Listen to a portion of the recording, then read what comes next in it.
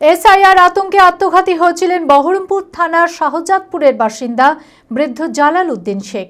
কিন্তু খসড়া ভোটার তালিকা প্রকাশ হতেই দেখা যায় নাম রয়েছে জালাল উদ্দিন শেখের। বিষয়টি জানাজানি হতেই আফসোস করছেন গ্রামের মানুষ সহ পরিবারের লোকেরা। মানসিক স্বাস্থ্যের জন্য সবার আগে যে নামটি মনে ভেসে ওঠে সুস্থ মনের ঠিকানা মনোবীক্ষণ। যোগাযোগ নাম্বার 7477799513। তিনাকে আমি অনেক বুঝিয়েছিলাম, বোঝানোর পরেও তিনি যেহেতু এরকম অঘটন ঘটিয়ে পৃথিবীর দিক থেকে বিদায় নিয়েছে। ভোটার তালিকায় নামের পদবীর বানান ভুল থাকায় চরম দুশ্চিন্তায় ছিলেন বহরমপুর থানার শাহজাদপুরের বাসিন্দা বৃদ্ধ জালাল উদ্দিন শেখ। এসআইআর থেকে নাম বাদ পড়ার আতঙ্কে পঞ্চায়েত বিডিও অফিসে ছোটাছুটি শুরু করেন। একাধিকবার পঞ্চায়েত সদস্যের কাছেও গিয়েছিলেন। আতঙ্কিত না হওয়ার জন্য তাকে আশ্বস্ত করা হলেও মানসিক অবসাদে ভুগছিলেন।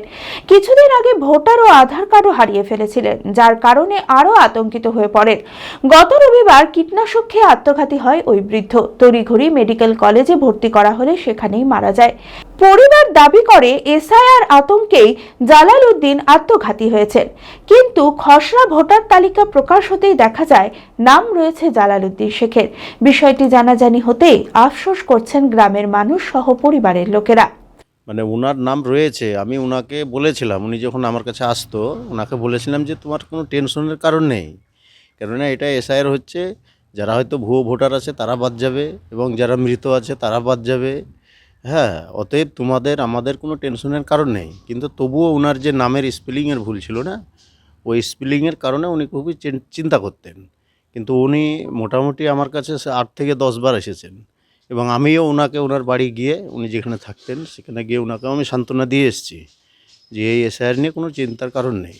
কিন্তু তবুও চিন্তা করতো, বয়স্ক মানুষ, আমি বলেছিলাম, কিন্তু মানে নিজেকে নিজে হয়তো মানে সেই জায়গাটা মানে কনফার্ম করতে পারেনি যে আমার নামের ভুলের কারণে কি হবে। এবার বিষয়টা হচ্ছে এখন ম্যাক্সিমাম সোশ্যাল মিডিয়া, এই সোশ্যাল মিডিয়া দেখে মানুষ বেশি আতঙ্কগ্রস্ত ছিলেন। মানে ইউটিউব থেকে শুরু করে ফেসবুকে মানে এক দিন এক রকম শুনতো, মানে আজকে একরকম শুনছে আবার আসছে, ওকে বুঝিয়ে দিতাম আবার কাল বাদ দিয়ে পরশু দিনকে আবার আসছে, মানে এইভাবে। খারাপ লাগছে এখন লোকটা চলে গেল? অবশ্যই খারাপ লাগছে, আমার দেশের মানুষ যেহেতু বাবা এটা জানতেই পারলো না, সেই সূত্রে আমাদের আফসোস লাগছে যে বাবা দেখতে পেত, বুঝতে পারত। এর আগে আপনি দুটো লোকের মুখে শুনলেন, তারা রিপোর্টে ওটাই বলল, আমি ওটাই বলেছি। বাবা নরম মনের মানুষ, প্লাস ভয় খুব। এই যে আতঙ্ক, নিম্বরের কাছে 8 বার 10 বার গেছে, তারপর নিম্বরে বলল আপনাকে, তো এই ব্যাপারে আমাদের আফসোস লাগছে। তবে বিএলও তাজকুরা বেগমের দাবি, এসআইআর আতঙ্কে নয়, পারিবারিক বিবাদের জেরেই আত্মঘাতী হয়েছিলেন জালাল উদ্দিন শেখ। ওদের পারিবারিক সমস্যার জন্য মারা গিয়েছে, ওর কোনো এসআইয়ের জন্য মারা যায়নি। এসআইয়ের জন্য মারা যাবে কেন? ও তো সব কিছু আছে, প্রমাণপত্র আছে, সব আছে। হ্যাঁ, খসড়া তালিকা সব আছে, নামটা উঠেছে। হ্যাঁ, না, ওদের পারিবারিক দ্বন্দ্ব ছিল। ভারত বিখ্যাত মেডিকা হেলথ সেন্টার এখন বহরমপুরে। এখানে মেডিকা হেলথ সেন্টারে সুবিখ্যাত স্পেশালিস্ট চিকিৎসক ওপিডি করছেন।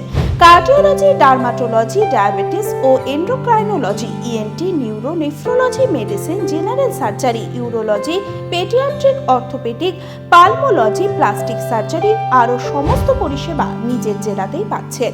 রক্ত, মল, মূত্রের সব রকম পরীক্ষা অতি উন্নত ও আধুনিক মেশিনে করা হয়। USG, CT scan, digital x-ray, echocardiography, endoscopy সহ আরও সমস্ত ছবি করা হয়। বিশদে জানতে যোগাযোগ করুন Medica health centre Baharampur, SS Medicate, 14 KN road, Baharampur, Murshidabad.